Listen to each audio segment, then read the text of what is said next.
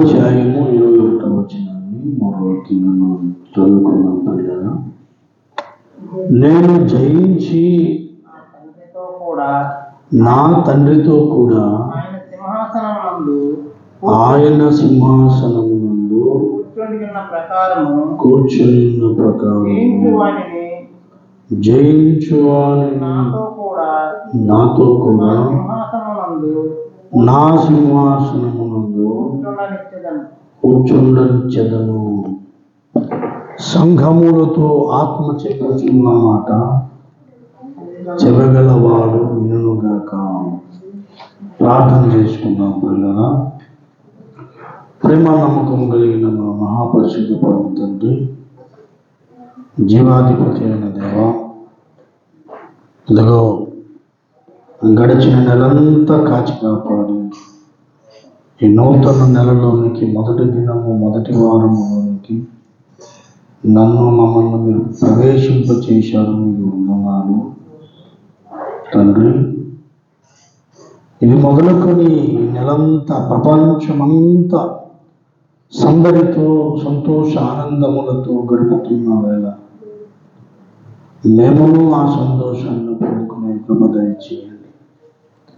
మా బాధలు, మా వేదనలు, మా రోగములు, మా కష్టములు, మా శోధనలు, మా పాపములు అన్ని ప్రభువా ఈ నెలతోటి మేము వదులుకొని నూతన ఉజ్జీవముతో, నూతన అభిషేకముతో, నూతన శక్తితో, సమాధానం, సంతోషములతో, పరిశుద్ధతతో కొత్త సంవత్సరంలో అడుగు పెట్టడానికి ఇప్పటి నుండే మేము సిద్ధపడినట్లు అయా తండ్రి మీరు కార్యము జరిగించండి, కృప చూపించండి. నాతోనూ మాతోనూ మీరు మాట్లాడండి. నీ శరీరముని రక్తమును భుజించి పానం చేయడానికి కావాల్సిన యోగ్యతను గురించి యోగ్యంగా నీ వాళ్ళలో చేతులించే భాగ్యము దయచేయండి. సహాయం చేయండి తండ్రి.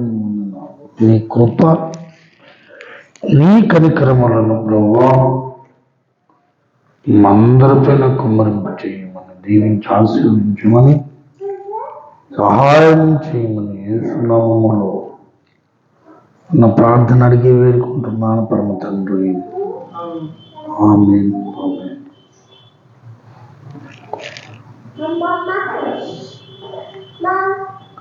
హల్లెలూయా. దేవునికి మహిమ కలుగునుగాక. ప్రభువునందు ప్రియులారా, ప్రకటన గ్రంథమును గురించి గడిచిన వారం నేను గుర్తు చేశాను.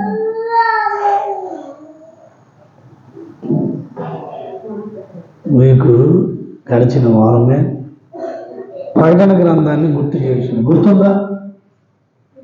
గుర్తు చేసిన విషయం గుర్తుందా? గుర్తుంచుకోమన్న చెప్పిన విషయం గుర్తుందా? ఎవరండి? ప్రకటన గ్రంథమును మీకు గుర్తు చేశాను. చాలామంది ఇది దర్శన గ్రంథము, ఇది భయంకరమైనది, ఏమండి దీనిలో తెగుళ్ళు ఉన్నాయి, అవి ఉన్నాయి అని భయపడి ఇది క్రైస్తవుల గ్రంథం కాదు అని అనుకుని కూడా పక్కన పెట్టేసి ఇది తప్ప అన్ని గ్రంథాలు చదివిన సందర్భాలు ఉన్నాయి అని ఈ గ్రంథం కోసం అసలు చాలా తక్కువ మందే మాట్లాడుతూ ఉన్నారు. మహా అయితే ఈ గ్రంథంలో మాట్లాడితే మొదటి అధ్యాయం, రెండవ అధ్యాయమే మాట్లాడుతారు తప్ప ఆ ముందుకు మరి మాట్లాడరు. మీరు ఎప్పుడు చూడండి, ఏ పెద్ద సేవకులు అనిపించుకున్న వారికైనా ప్రకటన గ్రంథము మొదటి 2 అధ్యాయాలే మాట్లాడతారు తప్ప ఆ ముందున్న అధ్యాయాల కోసం వారెవరు మాట్లాడరు. ఏ అంటే వారికి భయం. రెండవది వారికి తెలియదు. ప్రకటన గ్రంథము బైబిల్కి చివరి గ్రంథం అయిపోయింది. అక్కడికి స్టోరీ ఇక మరి లేదు. బైబిలు లేదా ఒక మనిషి సంపూర్ణుడు అవ్వడానికి కావలసిన శాస్త్రము ప్రకటన గ్రంథంతో కంప్లీట్ అయిపోయింది. ఇక నువ్వు సాధన చేసుకోవడమే. బైబిల్ని చాలామంది సరిగా తెలుసుకోవట్లేదు అనే విషయము ఒకసారి చెప్పింది కాదు, ఎన్నోసార్లు మనం అనుకుంటున్నది.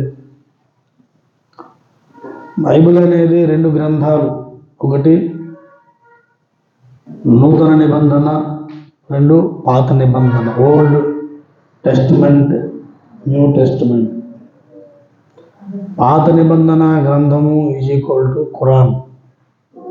తెలిసే విషయం, ఖురాన్ పంచకాండములన్నీ కూడా ఖురాన్లో ఉన్నవి. ముస్లింల గ్రంథం. ఏమండి, మోషే గురించి, అబ్రహాము గురించి, ఆదాము గురించి, భవిష్య పురాణంలో కూడా ఆదామును మూల పురుషుడు హవ్యవతి అన్న విషయం కూడా ఉందని ఓపురి గారు తెలియజేశారు. నేను కూడా దాన్ని సెర్చ్ చేశాను, నెట్లో సెర్చ్ చేసేసరికి దాంట్లో కనబడింది కూడా. మొత్తానికి ఏదేమైనా బైబిల్ గ్రంథము అనేసరికి తెలియాలి మనకి. మనం అలాగా ఏదో ఆచారంగా వచ్చి వెళ్ళిపోవడం దేవుని చిత్తం కాదు. ప్రియులారా, గుర్తుపెట్టుకోండి. నా స్నేహితుడు ముస్లిం సోదరుడు మన ఏరియాలోనే ఉన్నాడు. వాళ్ళ నాన్నగారు రీసెంట్గా చనిపోయారు. వాళ్ళు 40 days తర్వాత కార్యం చేస్తారు, 40 రోజుల తర్వాత. మనం లెంట్ డేస్ అంటాం. లెంట్ డేస్ అని క్రైస్తవులు కొన్నిసార్లు పాటిస్తూ ఉంటారు. సో ముస్లింలు వాళ్ళు ఎవరు చనిపోయినా లెంట్ డేస్ అనే దుఃఖ దినములు. దావీదు కూడా తన పిల్లల విషయమే దుఃఖ దినాలు గడిపాడు. ఏమండి, అలాగే తన భార్య విషయమే అబ్రహాము కూడా దుఃఖ దినముల కోసం బైబిల్లో ఉన్నది. మొత్తానికి ఏదేమైనా బైబిల్ని ప్రేమించిన వాడు ఏ గ్రంథాన్నైనా సరే ప్రేమిస్తాడు, ఏ వ్యక్తినైనా సరే ప్రేమిస్తాడు. దూషించడు, ద్వేషించడు. బైబిల్ని ప్రేమిస్తే, బైబిల్ గ్రంథమును ప్రేమిస్తే, బైబిల్ గ్రంథంలో ఉన్న దేవుణ్ణి ప్రేమిస్తే, బైబిల్ గ్రంథంలో ఉన్న సారాంశాన్ని ప్రేమిస్తే ఏ వ్యక్తిని ద్వేషించడానికి మనసు రాదు. వారి బలహీనతను వదిలేస్తారు మా అయితే, అంతే తప్ప ద్వేషించడం అనేది జరగదు. కాబట్టి బైబిల్ని మనం బాగా ప్రేమించాలి, చదవాలి, తెలుసుకోవాలి. అందులో ప్రత్యేకమైన ప్రాముఖ్యమైనటువంటిది చివరి గ్రంథం. బైబిల్కి మొదటి గ్రంథం ఆదికాండం అయితే చివరి గ్రంథం ప్రకటన గ్రంథం. అందులో ఉన్న మాట, నేను ఈ ఉపోద్ఘాతాలు చేయను, క్లోజ్ చేసేస్తానని అనుకున్నాను. కానీ కొన్ని విషయాలు చెప్పకపోతే మీకు పునాది పడదని నేను ఇవన్నీ చెబుతున్నాను. దానిలో ఒకటి ఏంటంటే ప్రకటన గ్రంథము మనం చదివినటువంటి మాట, నేను జయించి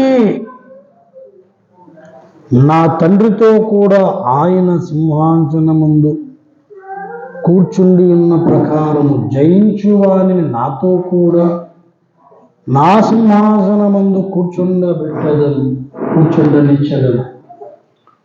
వీళ్ళరా, ఈ విషయం కోసం నేను మొన్న శుక్రవారం ప్రార్థన జరిగింది నక్కలింట్లో కూర్చొని దేవుడు నాకు చూపించిన విషయాలు నేను కొన్ని మాట్లాడుతున్నాను. అద్భుత రీతిగా దేవుడు కొన్ని విషయాలు కూడా మాట్లాడాడు. అయితే ఇది సంఘానికి అవసరమని దేవుడు మరొకసారి చెప్పమన్నాడు కనుక మరలా చెబుతున్నాను, జాగ్రత్తగా వినండి, చాలా ఇంపార్టెంట్. విన్ని వారికి ద్వితీయోపదేశం, వినని వారికి సూపర్ సందేశం. సింహాసనము అనేసరికి మనకు హృదయములో, మన మస్తిష్కములో, మన ఆలోచనలో మెదిలే విషయం ఏంటి? కుర్చీ కదా, సాధారణమైన కుర్చీ. సింహాసనంలో ఉన్నవాడు ఏం చేస్తున్నాడు? హాయిగా కూర్చున్నాడు, ఇంకేం చేస్తాడు? మరి కూర్చుంటే మామూలు కుర్చీ మీద కూర్చోవచ్చు కదా, దానికి సింహాసనమే ఎందుకు అవసరము? దాని పేరేంటి? సింహాసనము. సింహాసనం అంటే సింహం రెండు బొమ్మలు, ఇటొకటి ఇటొకటి ఉంటుంది, కుర్చీ ఉంటుంది, అది సింహాసనం. ఏమండి, అంతేనా సింహాసనం అంటే?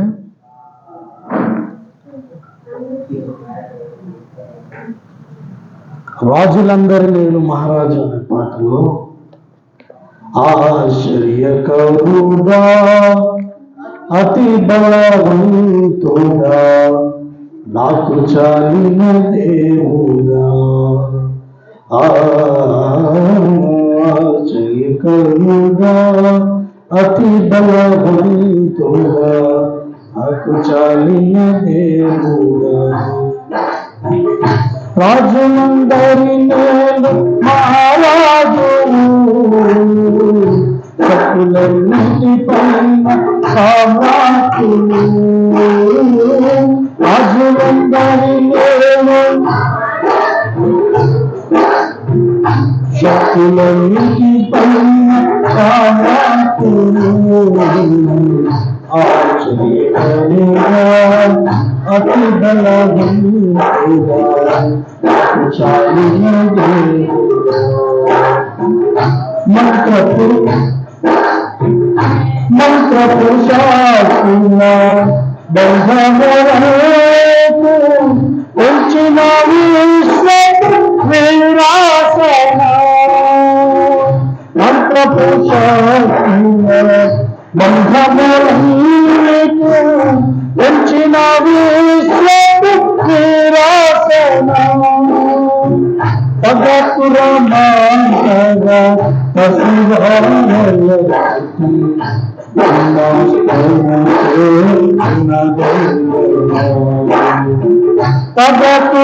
పగపురమాంతగా పశువారల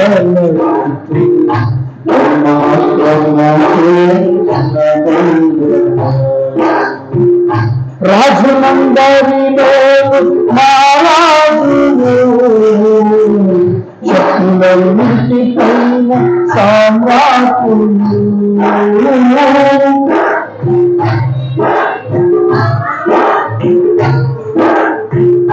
శక్తులన్నిటి పైన సామ్రాజ్యులు, అతి జయవంతుడా చాలిన దేవుడా,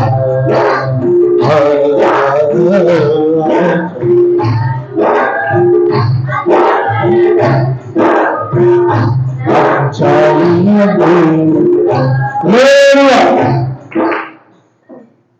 ఈ పాటలో విశ్వపు వీరాసన అనుంది కదా,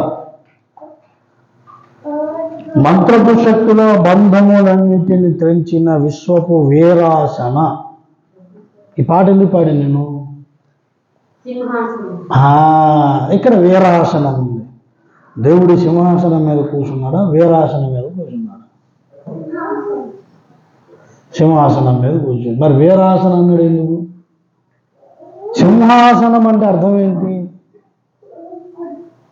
సింహాసనము అంటే రెండు సింహం బొమ్మలున్న ఆసనము. కాదు. సింహాసనం అంటే పెద్ద ఆసనము అని అర్థం. హల్లెలూయా. సింహభాగము అని అంటారు, అంటే చాలా పెద్ద భాగం. సింహము అనేసరికల్లా అడవికి రాజు, గ్రేట్ అని అర్థం అన్నమాట. Great chair. సింహాసనం అంటే గ్రేట్ చైర్. గ్రేట్ చైర్ అని అంటే అర్థం ఏంటి? మీరు మామూలు చైర్లు కూడా ఉన్నాయని కదా, మామూలు ఆసనాలు కూడా. ఇప్పుడు మీ అందరూ కుర్చీల మీద కూర్చున్నారు, నేను కింద కూర్చున్నాను, మీరు కూర్చున్నారు, నేను కూర్చున్నాను కదా. సింహాసనం మీద కూర్చున్న వాడికి మామూలు ఆసనాల మీద కూర్చున్న వాడికి తేడా ఏంటి చెప్పగలరు ఎవరైనా? సింహాసనం మీద కూర్చున్న వాడికి మామూలు ఆసనాల మీద కూర్చున్న వాడికి తేడా ఏంటి? సింహాసనం మీద కూర్చున్నవాడు మామూలు ఆసనాల మీద కూర్చున్న వాడి కంటే ఇంకొక మెట్టులో ఉన్నాడు, ఇంకొక బాధ్యతలో ఉన్నాడు. దేవునికి స్తోత్రం కలుగును. సింహాసనము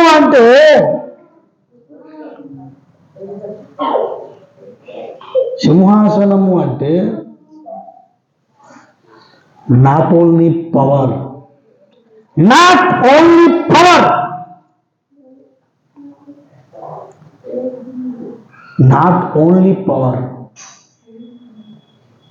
బట్ ఆల్సో హైలీ రెస్పాన్సిబిలిటీ. దేవునికి స్తోత్రం కలుగును గాక. జాగ్రత్త వినండి.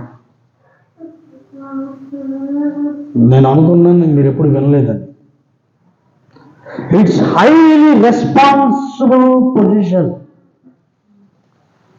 రాష్ట్రానికి సీఎం అయినా, జిల్లాకు కలెక్టర్ అయినా ఆ కుర్చీ ఏదైతే ఉంటుందో అది రెస్పాన్సిబుల్ కుర్చీ. నాట్ ఓన్లీ పవర్ చూపించేది కాదు. పవర్ ఎప్పుడు చూపించదాలి? అధికారం ఎప్పుడు ప్రదర్శించాలి? బాధ్యతల నిర్వహణలో, బాధ్యతలు చేస్తున్నప్పుడు ఎప్పుడైనా సరే తొట్టిగలగా కలిగితే ఎవరి వల్ల అప్పుడు ఆధిపత్యము చూపించాలి. అంతే తప్ప సింహాసనము అనేసరికి ఇది కేవలము ఆధిపత్య చలామణి చేసేటటువంటి ఆసనము కాదు. అలా అనుకోవడానికి వీలు లేదు. ఇది కేవలము ఆధిపత్య ధోరణికి దేవుడు నాకు ఇస్తున్న ఆసనము అనుకోవడం ముమ్మాటికి తప్పు. అయితే ఆధిపత్యం కాదా?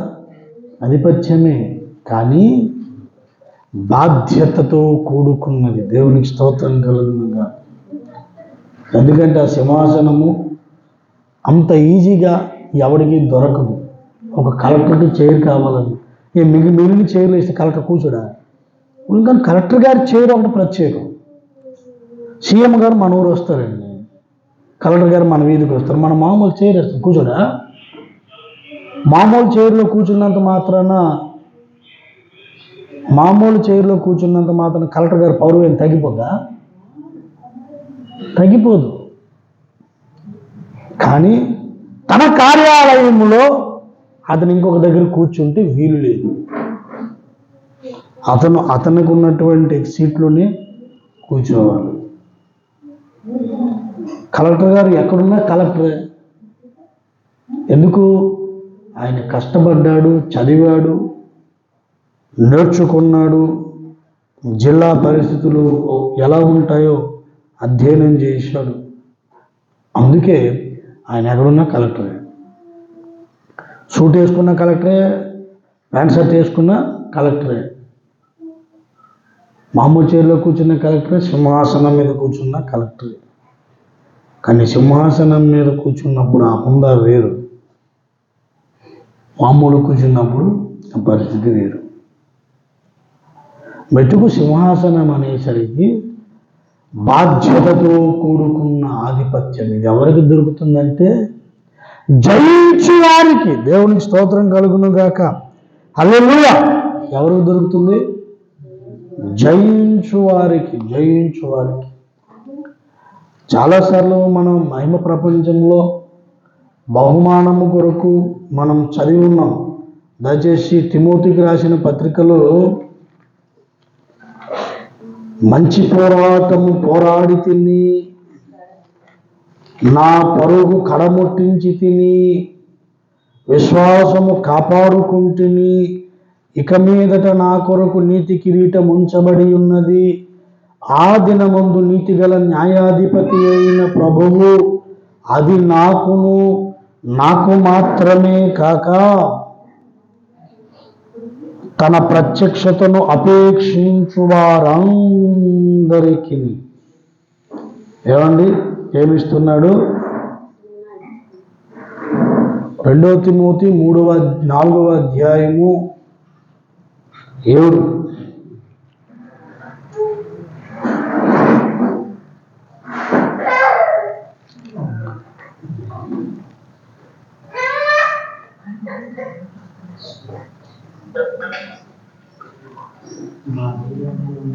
టీచరా చదువు.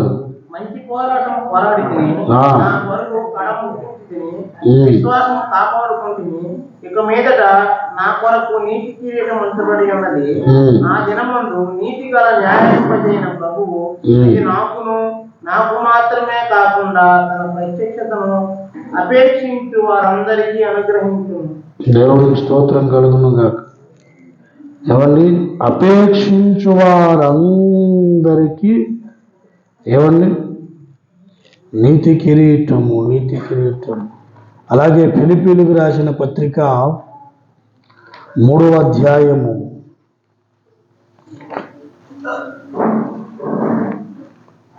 14వ వచనం. క్రీస్తు యేసునందు దేవుని ఉన్నత పిలుపునకు కలుగు బహుమానము పొందవలనని గురి యొద్దకే పరిగెత్తుచున్నాను. కాబట్టి మనలో సంపూర్ణులైన వారందరూ ఈ తాత్పర్యమే కలిగినప్పుడు దేని గురించి మీకు తాత్పర్యం కలిగిన అది దేవుడు మీకు బయలుపరచును. ఏమండి?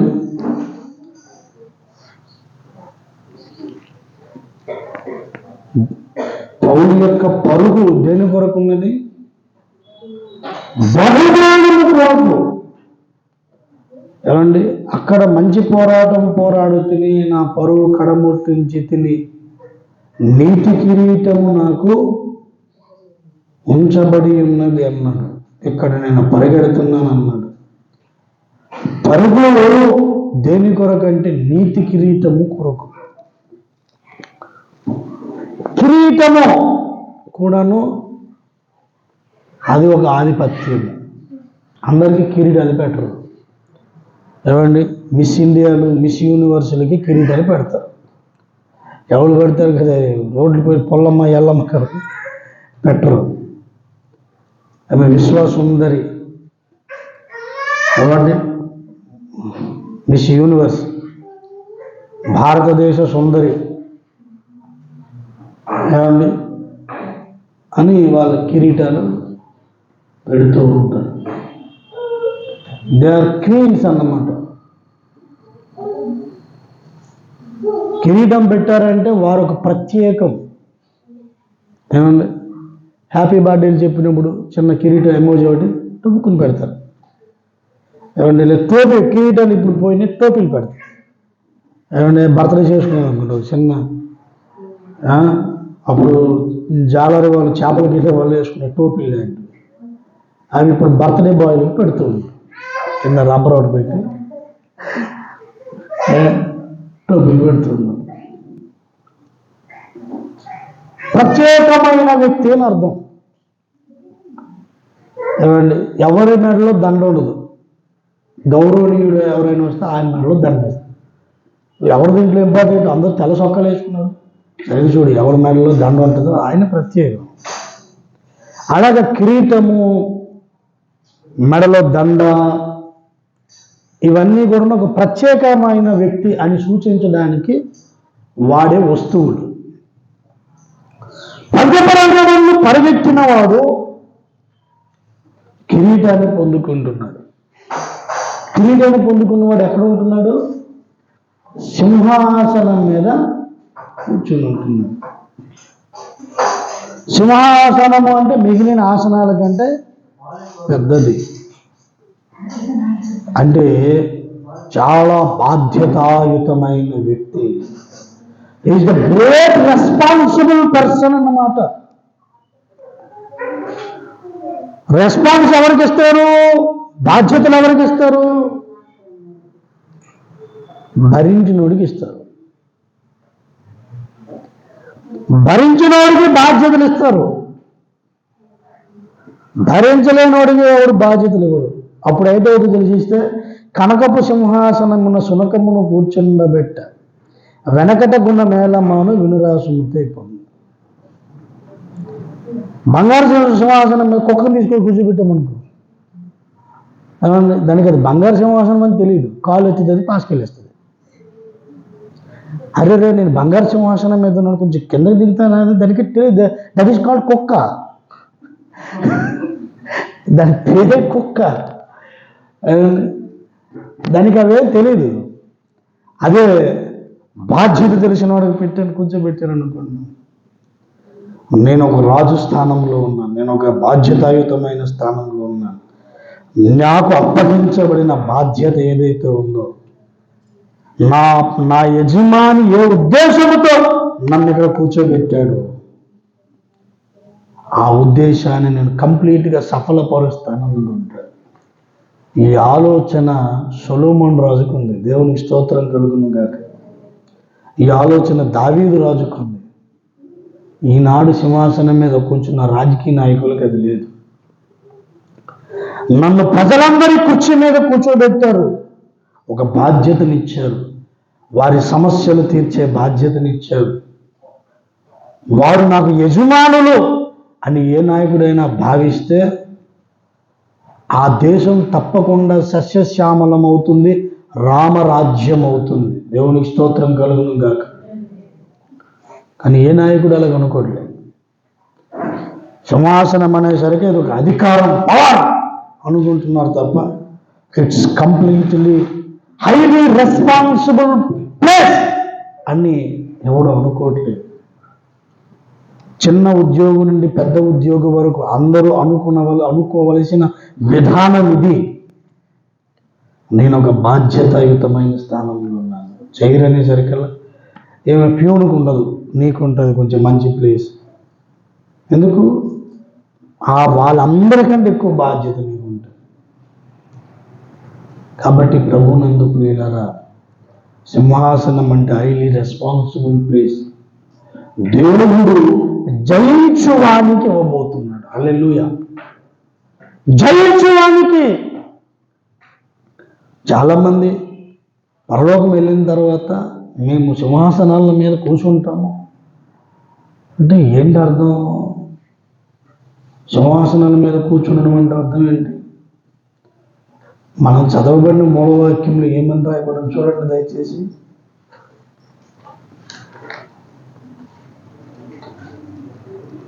తండ్రితో కూడా, దేవునికి స్తోత్రం కలుగును గాక, నేను జయించిన తండ్రితో కూడా ఆయన సింహాసనం ముందు కూర్చుని ఉన్న ప్రకారము జయించువానిని నాతో కూడా. హల్లెలూయా. He is with me. నాతో కూడా. నేనెలాగ తండ్రితో కూర్చుని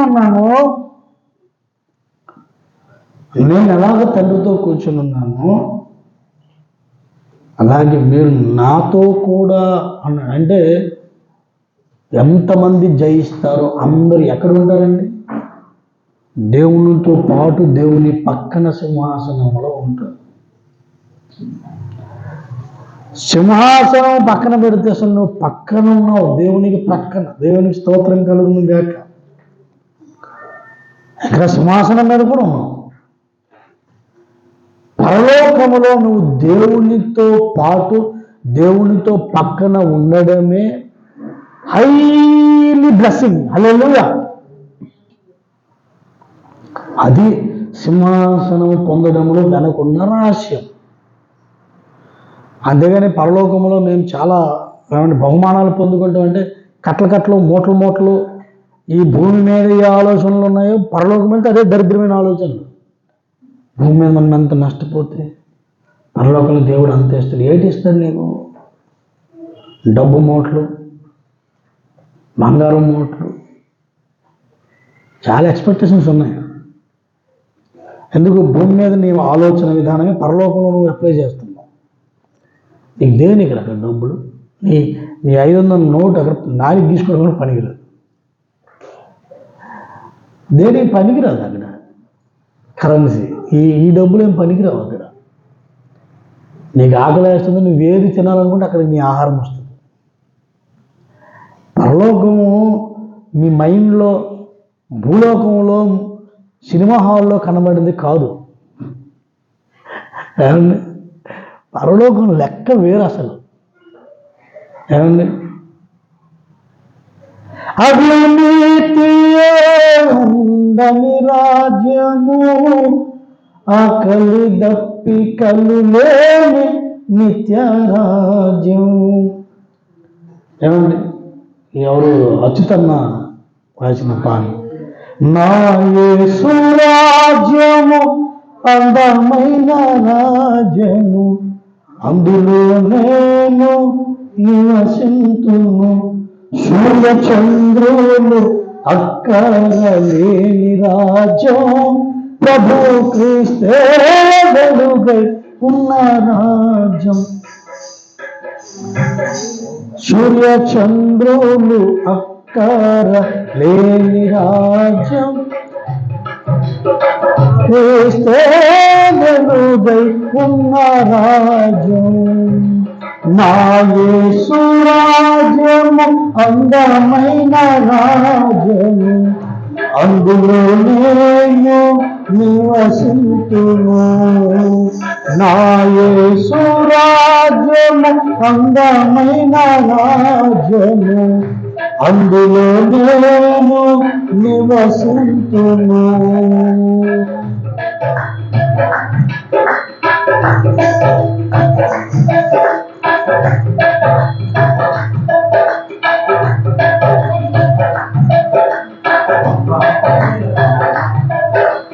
అవినీతియే ఉండని రాజ్యము, ఆకలి దప్పికలు లేని నిత్య రాజ్యం. అవినీతియే ఉండని రాజ్యము, ఆకలి దప్పికలు లేని నిత్య రాజ్యం. ఇక కరువు కష్టం వ్యాధి బాధ లేని రాజ్యం, ఇక లంచం మోసం మోహం ద్వేషం లేని రాజ్యం. ఇక కరువు కష్టం వ్యాధి బాధ లేని రాజ్యం, ఇక లంచం మోసం మోహం ద్వేషం లేని రాజ్యం. నా యేసు రాజ్యము అందమైన రాజ్యము, అందులో నేను నివసింతును. హల్లెలూయా స్తుతులున్న రాజ్యం, యేసే సర్వాధికారి అయిన రాజ్యం. హల్లెలూయా స్తుతులున్న రాజ్యం, యేసే సర్వాధికారి సత్యరాజ్యం. ప్రేమ శాంతి సమాధానం ఉన్న రాజ్యం, నీతి న్యాయం ధర్మం సంతోషం రాజ్యం. ప్రేమ శాంతి సమాధానం ఉన్న రాజ్యం, నీతి న్యాయం ధర్మం ఉన్న సత్యరాజ్యం. నా యేసు రాజ్యము అందమైన రాజ్యము, అందులో నేను నివసింతును. నా యేసు రాజ్యము అందమైన రాజ్యము, అందులో నేను నివసింతును. చిన్న కరెక్షను, వాళ్ళు చిన్న తప్పులు రాశారు పాటలో. పరలోకంలో రోగాలు ఉండవని రాశారు. పరలోకంలో కూడా ఉంటాయని ప్రకటన గ్రంథం తెలియజేస్తుంది. ఏమండి, అక్కడ ఒక ఆకు దొరుకుతుంది, ఆ ఆకు అన్ని రోగాలను నయం చేస్తుందన్న విషయం ఉంది. యుగాంత గ్రంథం చదివితే, మహిమ ప్రపంచ గ్రంథం చదివితే ఈ విషయాలు అర్థమవుతాయి. అక్కడ కరెక్షన్, ఆకలి ఉండదన్నారు. ఆకలి ఉంటుంది, అది ఇక్కడలాగా బడబాగ్ని కాదు. ఏమండి, పరలోకంలో ఆకలి ఉండదంటే ఆహారం ఉండదు. ఏమండి, ఆకలి దప్పికలు ఉండకపోవచ్చు, కానీ ఆహారం భుజించడం అనేది జరుగుతుంది. మరి ఆకలి లేకుండా ఆహారం అనేది తింటామండి. నేను తినట్లేదా? మనం ఆకలి వేస్తే మీరు భోజనం చేస్తున్నారు, ఆకలి వేయకపోయినా కొన్ని తింటున్నారు. చిప్స్ ఆకలి వేస్తే తింటున్నారా? సమోసాలు పకోడీలు ఆకలి వేస్తే తింటున్నారా? పళ్ళు ఆకలి వేస్తే తింటున్నారా? మరో తింటున్నారు, అది ఆహారమే కదా. ఆకలి వేయకుండానే ఆహారం ఎలా తింటున్నాము? ఆకలి అంటే క్షుద్బాధ. క్షుద్బాధ అనేది పరలోకంలో ఉండదు. ఏమండి, కానీ ఆహారం అయితే ఉన్నది. మహిమ ప్రపంచం పుస్తకం చదివితే ఈ విషయాలు అర్థమవుతాయి. మహిమ ప్రపంచం పుస్తకంలో ఈ విషయాలునే దయచేసి కొని చదువుకోండి. క్షుద్బాధ ఉండదు.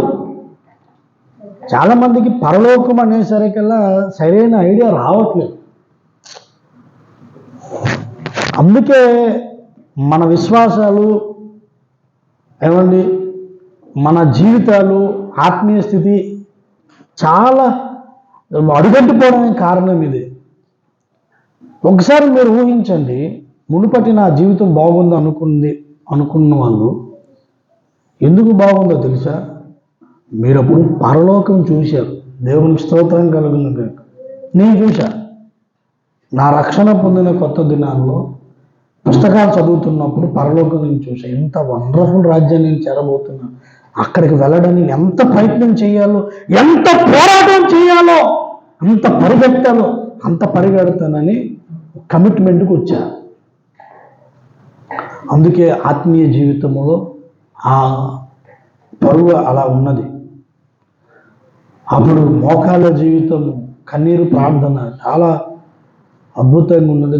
కానీ ఈరోజు పరలోకంలో సంఘం నిలబడింది. దేవునికి స్తోత్రం కలుగును గాక.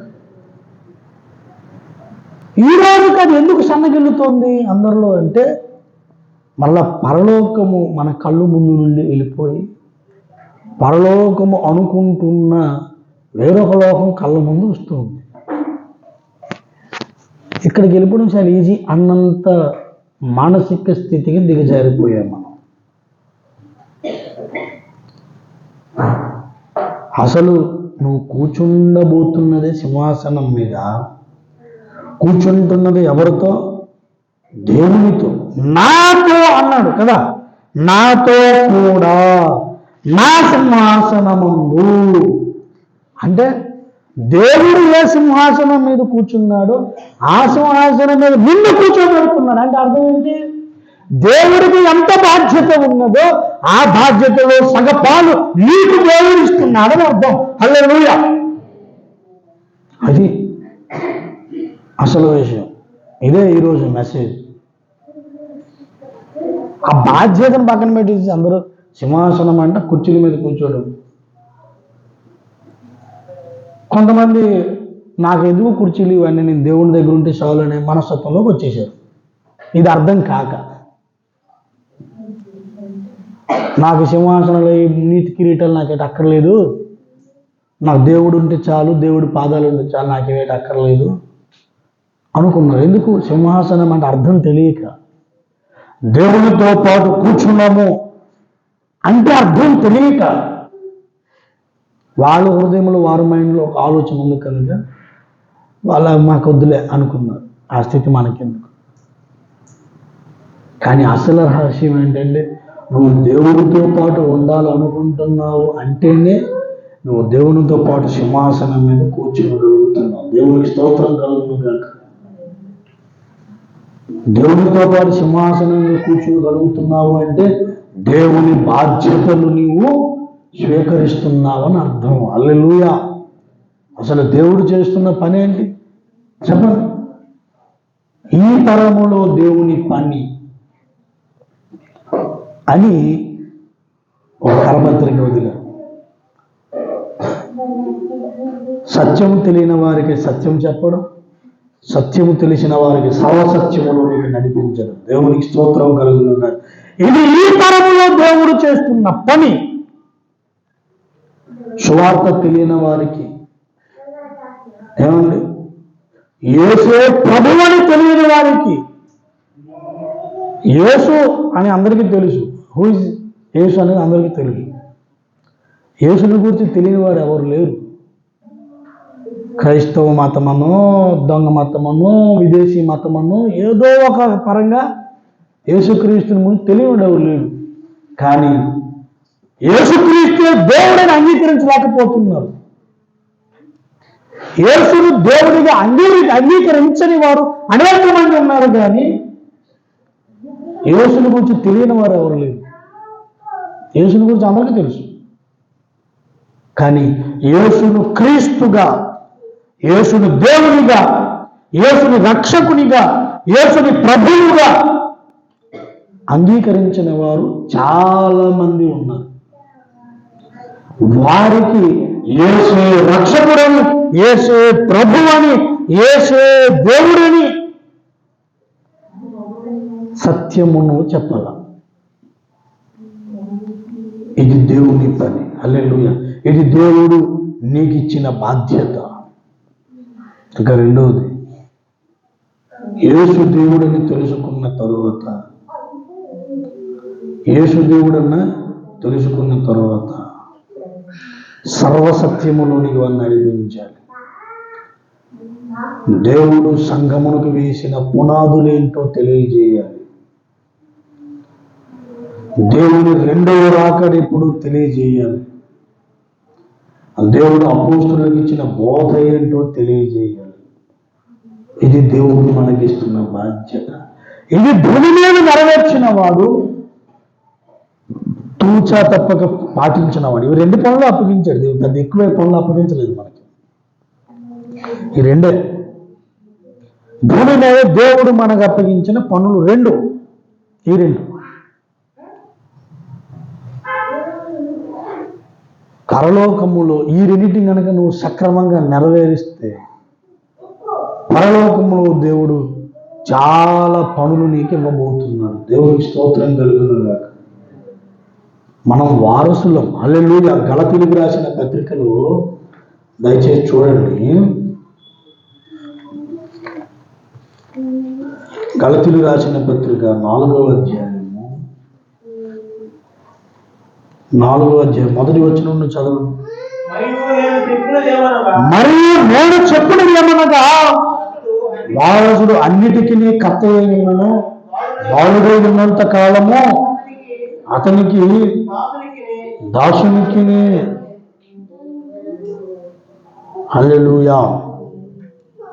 బాలుడై ఉంటే దాసునికి అతనికి ఏ తేడా లేదు. ఏమండి, తండ్రి చేత నిర్ణయించబడిన దినము వచ్చే వరకు అతడు సంరక్షకుల యొక్క, గృహ నిర్వాహకుల యొక్క అధీనములో ఉండును. అటువలే మనమును బాలుడమై ఉన్నప్పుడు లోక సంబంధమైన మూల పాఠములకు లోబడి దాసులమై ఉంటుంది. అయితే కాలము పరిపూర్ణమైనప్పుడు దేవుడు తన కుమారుని పంపెను. ఆయన స్త్రీ యందు పుట్టిన మనము దత్తపుత్రులము కావాలనని ధర్మశాస్త్రములకు లోబడి ఉన్న వారిని విమోచించిన ధర్మశాస్త్రములకు లోబడిన వాడాయను. మరియు మీరు కుమారులై ఉన్నందున నాయన తండ్రిని మొరపెట్టు, తన కుమారుని ఆత్మను దేవుడు తన హృదయంలోనికి పంపెను. కాబట్టి నీకు దాసుడు కాక కుమారుడివే. కుమారుడు అయితే దేవుని ద్వారా వారసుడు. హల్లెలూయా. ఏమంటే వారసుడు అంటే అర్థమే చెప్పండి. వారసుడు అంటే చెప్పలా. వారసుడు అంటే కొంతవరకు బ్లడ్ లైన్, వరుసలో ఉన్నవాడు అని అర్థం.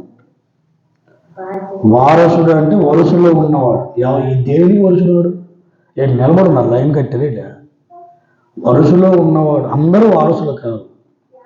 ఒక తండ్రికి 3 కొడుకులు పుట్టారు అనుకోండి, 3 వారసులు అని తండ్రి అన్నాడా? అంటాడు ఎప్పుడైనా? అన్నాడు. అలాగ అనడానికి వీల్లేదు.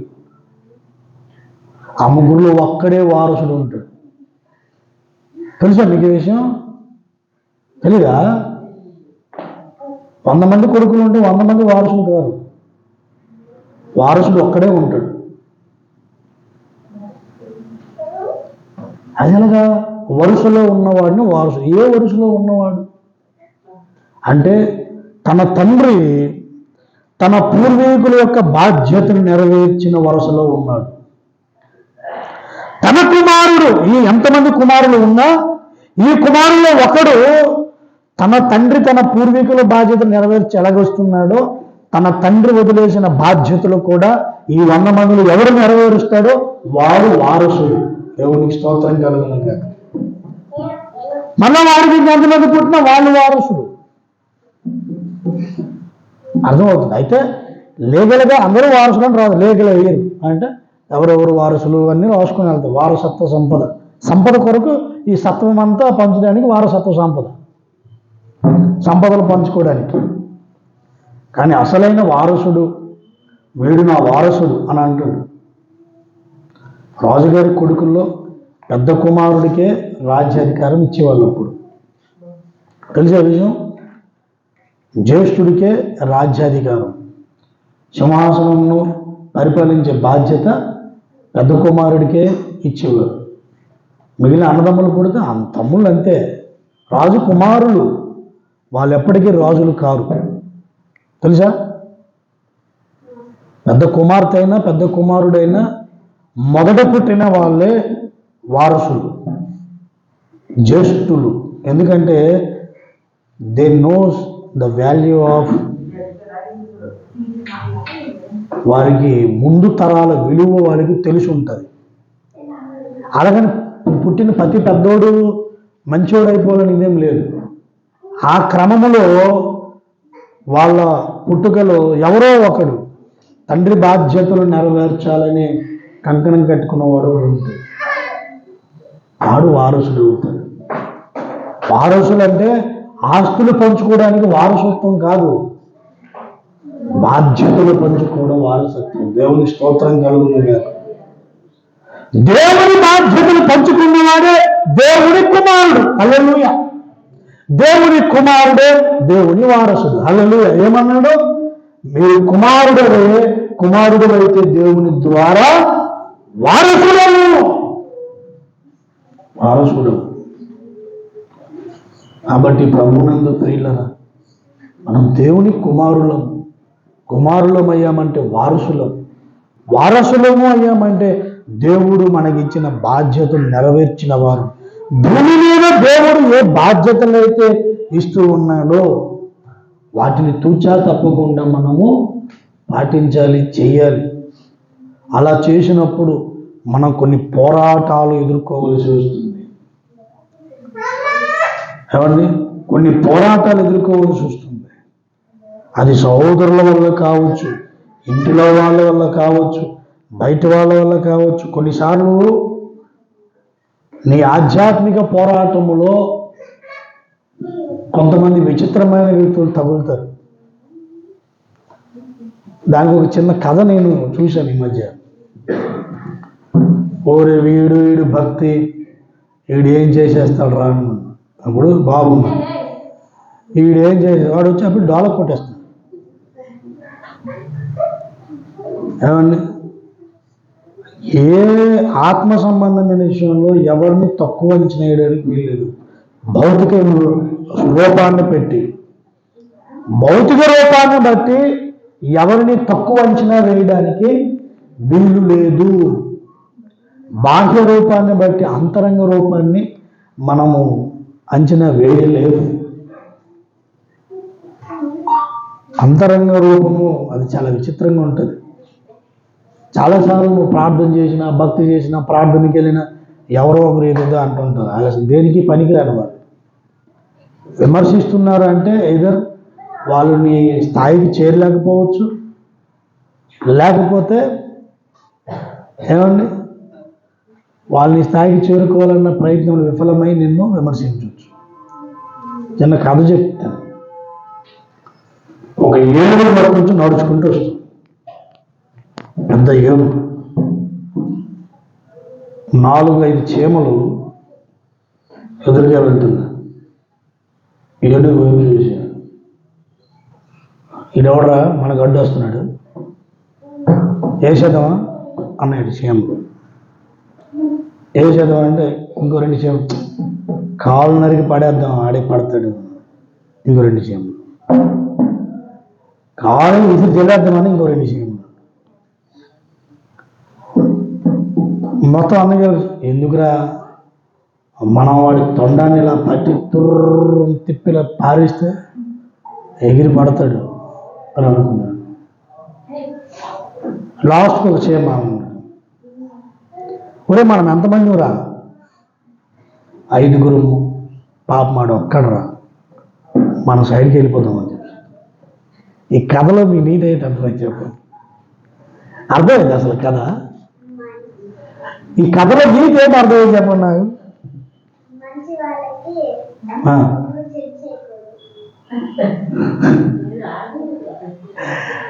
విషయం ఏంటంటే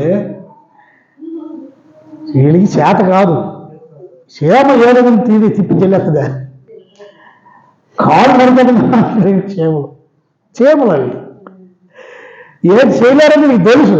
అందుకే లాస్ట్లో ఆడొక్కడరా మనం 5 ఉన్నాం, పాపం వదిలేద్దాం అని చెప్పి ఏది సైడ్కి వెళ్ళిపోయినాయట. విమర్శకుల పరిస్థితి అలాగే ఉంటుంది.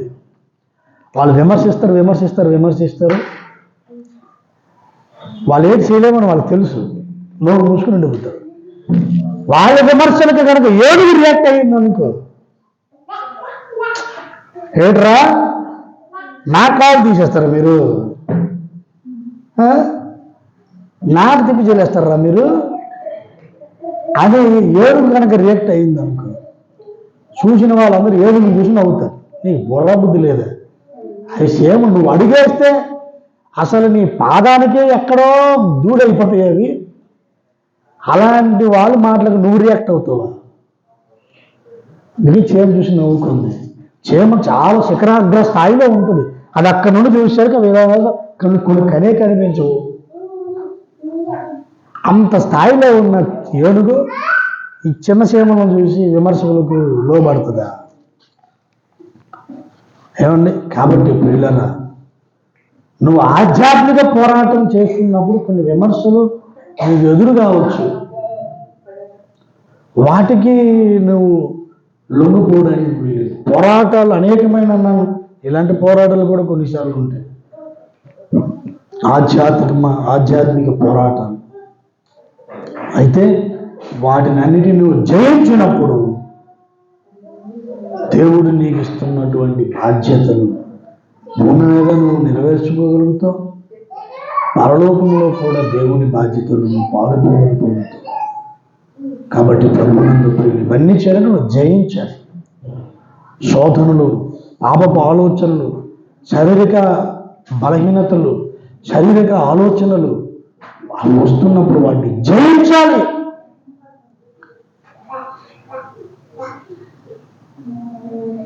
Temptations are like a guests and thoughts, let them allow, let them go. అలా వస్తుంటే పోతుంటే దానికి నువ్వు రియాక్ట్ అవ్వకూడదు. రియాక్ట్ అవ్వకూడదు. చిన్నపిల్లలు రియాక్ట్ అవుతారు. ఎవరైనా చుట్టాలు వచ్చారనుకోండి, కొత్తలు, ఫస్ట్లో వాళ్ళు భయపడిపోతుంటారు, తర్వాత రోజు వాళ్ళ దగ్గర అలవాటు అయిపోతారు, బాగా వాళ్ళతో ప్రేమలో ఉంటారు. వాళ్ళు వెళ్ళిపోయిన తర్వాత ఏడుస్తారు కదమ్మా. ఫస్ట్లో భయపడ్డారు, వాళ్ళు వచ్చిన తర్వాత కొంచెం ఇబ్బందిగానే ఉంటేనే తర్వాత వాళ్ళతో బాగా ఫ్రెండ్షిప్ అయిపోయారు, బాగా క్లోజ్ అయిపోయారు. వాళ్ళు వెళ్ళిపోతామని చెప్పినప్పుడు ఇక వాళ్ళని చూసి ఏడుస్తారు. ఇది చిన్నపిల్లల మనస్తత్వం. పెద్దలైతే వచ్చినప్పుడు సంతోషం, వచ్చారు, వెరీ గుడ్, మంచిది, రండి కూర్చోండి, కోడి కూరలు, గారెలు, ఇడ్లీలు, ఏమండి మటను, ఫుడ్ అంతా పెట్టి భోజనం పెడతారు. వాళ్ళు వెళ్ళిపోయిన తర్వాత ఓకే చాలా సంతోషం అండి, ఓకే అండి బాయ్ అని అంటారు. ఇది పెద్దవాళ్ళు మనస్తుంది. Let them allow, let them go. No react. వస్తుందా రియాక్షన్? అలాగే నీ సమస్యలు, నీ శోధనలు, నీ బాధలు, నీ వేదనలు let them allow, let them go. దేవునికి స్తోత్రం కలుగును. వాళ్ళు వెళ్ళిపోతాయి. నువ్వు పట్టుకొని ఉంచుకొని దానికి రియాక్ట్ అయ్యి నువ్వు అలాగ అక్కడ ఉండిపోతే అవి నీతో పాటు అక్కడ ఉండిపోతాయి. కాబట్టి ప్రభువునందు ప్రియులారా, మనం జయిద్దాం. ఎలాంటి పరిస్థితులైనా జయిద్దాం. పోరాటంలో ముందుకు సాగుదాం. పందిపురంగం ముందు పరిగెడదాం. బహుమానము కొరకు పరిగెడదాం. దేవుని సింహాసనము మీద దేవునితో పాటు కూర్చోడానికి భూమి మీదే సకల ప్రయత్నాలు చేద్దాం. దేవుని మాటలు మన ఎన్నికల్లో దీవించి ఆశీర్వదించిన దగ్గర ప్రార్థన చేసుకుంటాం.